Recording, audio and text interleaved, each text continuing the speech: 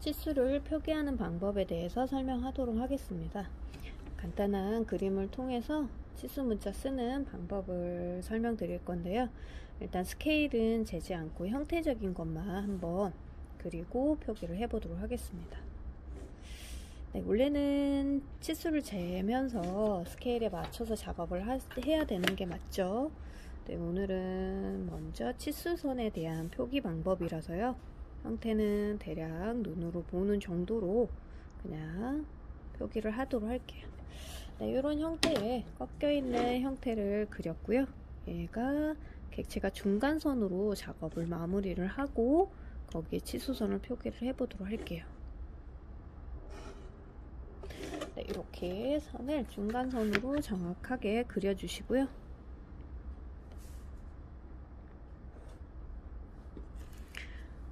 네, 이렇게 작업이 되어 있다라면 이제 가로선을 먼저 가로 치수를 먼저 표기를 해보도록 할게요. 그러면 내가 작업하셨던 그 객체의 연장선을 치수 보조선이겠죠. 연장선을 긋고 그 다음에 이 객체의 물체보다 조금은 띄어야 됩니다. 치수선이 바로 붙으시면 안 되겠죠. 그래서 저는 대략 눈대중으로 이 정도 띄울 거라고 보조선을 그었고요. 그 다음에 치수 보조선의 길이 간격은 적정하게 제가 눈대중으로 역시 시작의 위치를 잡았지만 두 번째 치수선의 간격은 한 10mm 100분의 1 스케일로 10mm나 또는 내가 문자가 좀 크게 써지는 편이다 라고 했을 때는 12mm 정도를 기준으로 봐주시면 되실 것 같아요.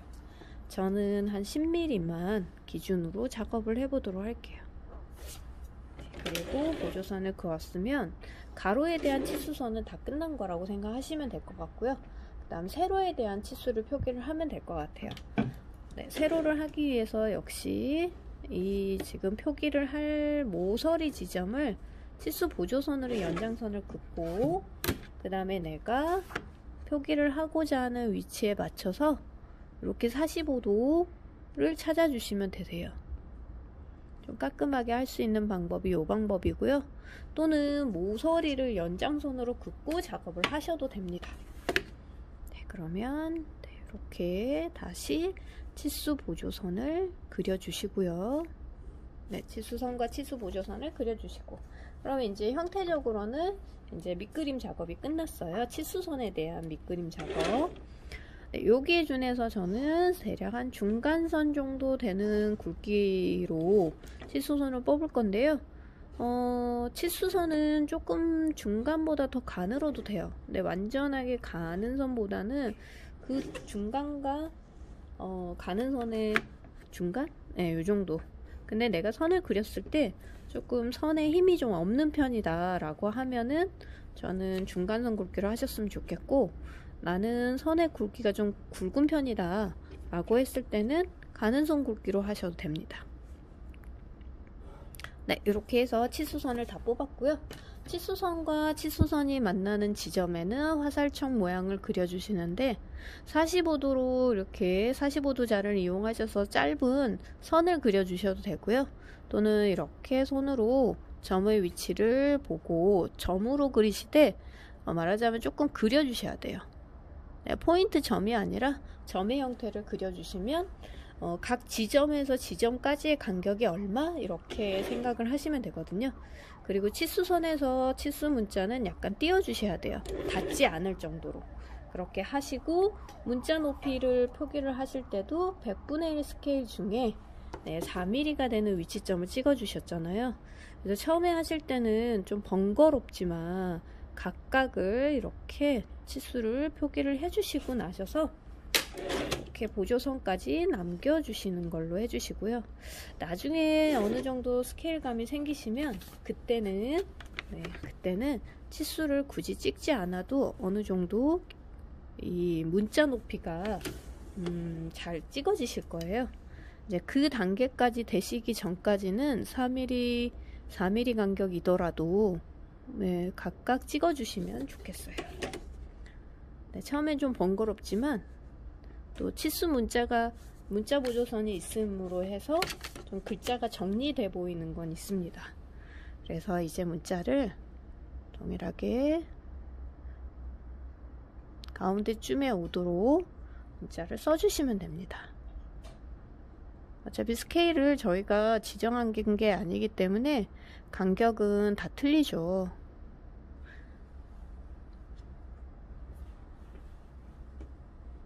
네, 여러분들 쓰시기 좋은 글자로 연습을 해보시면 되세요. 저는 간격이 좀 비슷하니까 그냥 1000이라고 한번 써볼게요. 네, 이렇게 치수 문자를 표기하시면 되실 것 같아요. 네, 여기까지 이제 샘플 한번 표기를 한 거니까요. 네, 이 방법대로 작업을 한번 진행해 보시면 되겠죠.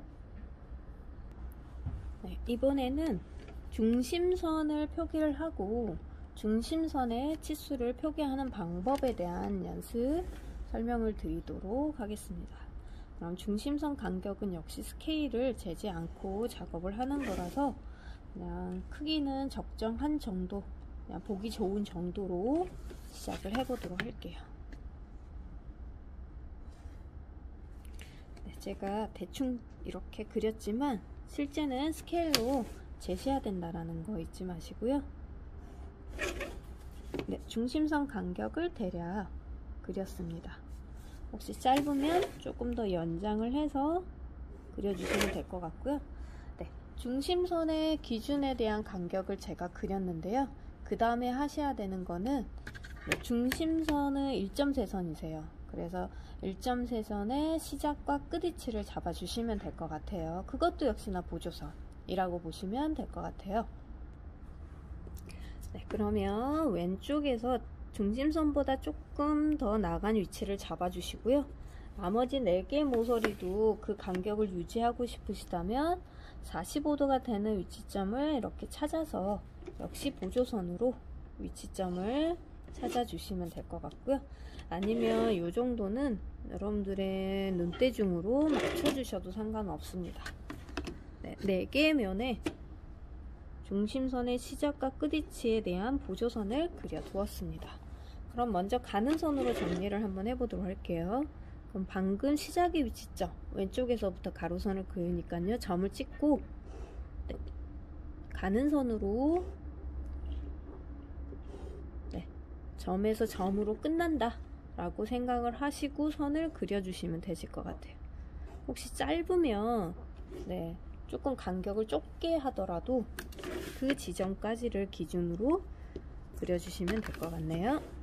네, 그러면 가로선을 먼저 정리를 하고요. 그 다음에 세로선을 그리면 되겠죠. 네, 가는 선으로 가로에 대한 중심선을 그렸고요.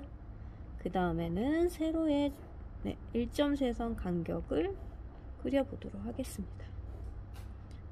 네, 점으로 시작해서 점으로 끝나는 위치점을 잘 찾아주시고 너무 짧았다 라고 생각하시면은 세로선 하나 그을 건데 중심선이 안 그려질 것 같아 라고 하시면 중간에 한번 길이는 짧더라도 표기는 돼야 되기 때문에 그려주시면 되실 것 같아요.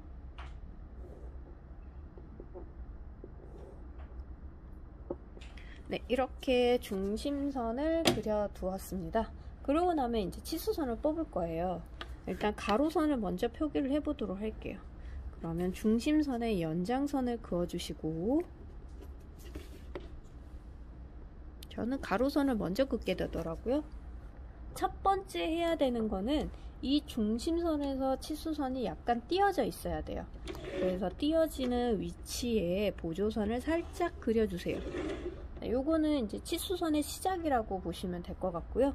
그 다음엔 역시 아까 작업을 하셨던 것처럼 치수 보조선의 간격을 보기 좋은 정도로 살짝 띄워주세요. 네, 저는 이 정도를 기준으로 잡았습니다. 그리고 나면 그 다음에 역시 100분의 1 스케일로 10mm 또는 12mm 간격의 위치점을 치수선의 치수 간격을 정해서 그 위치점을 찍어주세요. 스케일로. 네, 그랬더니 이 정도가 됐네요. 그럼 가로에 대한 치수선은 다 표기를 한 거예요. 그럼 나머지를 동일 간격으로 하고 싶으시면 역시 먼저 하셔야 되는 건 중심선의 연장선을 그려주세요. 중심선의 연장선. 사방을 다 표기를 할 거다. 그러면 사방을, 그래서 도면을 나중에 원룸 뭐 평면도를 그리시거나 하실 때는, 또는 천장도를 그리시거나 하실 때는 다 각각의 중심선들을 조금 더 길게 해주는 이유가 나중에 치수선을 표기를 할 거기 때문에 그렇게 한다 라고 보시면 되실 것 같아요.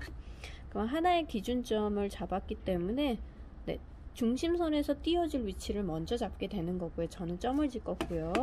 그 다음에 치수 보조선의 길이 간격을 맞추기 위한 점, 그 다음에 10mm 치수선과 치수선 간격을 띄우기 위한 점, 네, 이렇게 각각의 점을 찍었고, 거기에 맞춰서 치수선의 보조선을 그렸습니다. 형태가 조금씩 완성이 돼 가고 있어요. 이쪽도 역시나 할 거라면 45도 자를 이용해서 만나는 지정점을 찍고 보조선을 긋고, 네, 이렇게 하시면 조금 더 깔끔하고요. 모서리를 45도로 준해도 상관은 없으세요. 네, 이렇게 해서 45도를 긋고 가로선의 위치점이 찾아지면 이 지점이에요. 네, 그러면 거기에 맞춰서 세로선을 긋는다 라고 하셔도 상관은 없으세요. 어떤 거든 네, 보조선을 긋는 것보다는 45도를 이렇게 긋는 게, 바로 하는 게, 위치점 찾는 게 좀 깔끔해 보이긴 하죠. 그리고 나면 치수선을 그려주시면 됩니다. 네, 치수선을 그렸고요. 가로를 그릴 때 가로 그리시고 세로 할 때 세로 그리셔도 되세요. 근데 좀 헷갈린다. 지금도 보면 제가 먼저 해야 되는 거는 이쪽은 보조선을 하나를 안 그렸어요. 안 그렸구나 라고 생각하시고 바로 그리셔야 되겠죠? 여기서도 또 빼먹은 게 있네요. 네, 뭐를 빼먹었냐면요, 중심선, 벽체 중심선에서 치수선 사이를 살짝 띄어질 위치를 안 잡았어요. 그래서 그 위치는 빼먹지 마시고 해주셔야 돼서 이렇게 약간 그려주시면 좋겠어요. 네, 이렇게 해주시고 나신 다음에는 이제 네, 가로 치수선들을 일단 다 작업을 하겠죠. 네. 여기도 위치를 보시고 하나하나 하셔도 되고요. 어느 정도 이제 치수에 대한 형태가 눈에 들어온다 그러면 가로선 그릴 때 가로선, 세로선 그릴 때 세로선, 이렇게 하시면은 치수선도 좀 빨리 작업이 가능하시긴 하세요. 근데 역시나 처음에는 좀 헷갈려 그러실 때는 네, 각각을 따로따로 하시는 거를 추천을 드립니다. 네, 작업자가 헷갈리시면 안 되겠죠. 네, 헷갈리지 않아야지 선도 한 번에 끝나고요. 한 번에 끝나려고 보조선을 긋는 거기 때문에 되도록이면 지우개질을 안 하도록 하는 것도 시간을 줄이기도 하고 깔끔하게 쓰시는 방법이세요. 역시나 치수선과 치수 보조선에 만나는 부분에는 점의 형태를 그려주신다라고 생각하시고, 좀 번거로운 작업이긴 합니다만은 지정점의 위치가 잘 보이도록 살짝 그려주세요. 네, 이렇게 동글동글 모양이 잘 되도록 해주시면 되고요. 네, 그런 다음에 치수 문자를 표기하기 위해서 치수선을 기준으로 약간 네, 치수선의 가로 같은 경우에는 수평일 때는 치수 문자가 위로 들어가게 되고요. 세로일 때는 치수 문자가 왼쪽으로 들어가게 돼 있어요. 그래서 각각의 치수 보조선을 남겨주시고 네, 3mm 찍어야 되죠. 그러면 100분의 1 스케일로 역시 4mm가 되는 위치점을 문자를 쓰기 위한 보조선을 찍어주시면 됩니다. 네, 이제 이렇게 연습을 많이 하시게 되면 이제 본도면 그리실 때, 기본도면, 평면도, 천장도, 입면도 그리실 때는 4mm를 굳이 찍지 않아도 스케일로 어느 정도 찍어도 4mm는 찾을 수 있으실 것 같아요. 네, 그래서 그 단계까지가 되기 위해서 지금 좀 번거롭지만 그런 작업을 한다 라고 생각하시고 작업을 하시면 되실 것 같아요. 네, 나중에는 이제 계속 동일한 스케일로 작업을 할 거기 때문에요. 금방 네, 찍지 않더라도, 스케일을 찍지 않더라도 어느 정도 형태가 만들어지실 거예요. 네, 이렇게 작업을 하셨고 그러면 수치를 써보도록 할게요. 여기는 네, 스케일 안 맞는 건 감안하시고요. 네, 여기는 6000, 여기는 1500, 그리고 4500. 나중에 저희가 원룸 기본 도면 그리실 때 원룸의 처음에 시작하는 요 크기라고 생각하시면 되세요. 여기도 6000이라고 써야 되겠죠?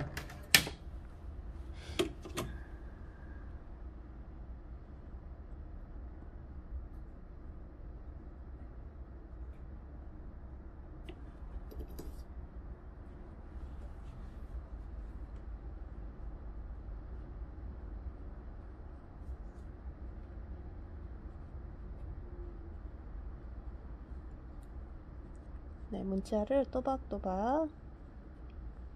네, 문자는 가는 거보다는 조금 중간 굵기 정도는 두께가 나온다라고 생각하시고 작업하는 게 좋습니다. 그래서 제가 이렇게 작업을 이제 전반적으로 중심선을 기점으로 치수를 표기하는 방법에 대한 설명을 했습니다. 한번 작업을 해보시면 그렇게 어렵진 않게 작업을 하실 수가 있을 것 같습니다.